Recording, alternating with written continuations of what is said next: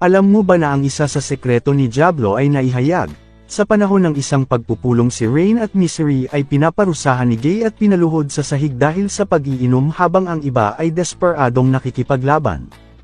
Ang lieutenant ni Misery ay matapat na humihiling kay Gay na patawarin si Misery na tinanggap naman ni Gay, pinapahintulutan si Misery na tumayo.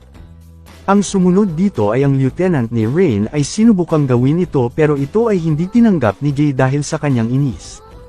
Pagkatapos na mapansin ni Gay ang mga walang laman na bote ng alak sa paligid ni Rain ay tinanong niya ito kung paano niya ito nakuha. Sinubukan ni Rain na magprotesta pero ang lahat ay nagpatuloy na baliwalain siya. Si Diablo na sinubukang pumagitna para ilihis ang paksa ay tila nagpahinala kay Rimuru at Gay. Dito kinompronta ni Gay si Diablo, hinihimok na huwag siyang magtago ng sekreto.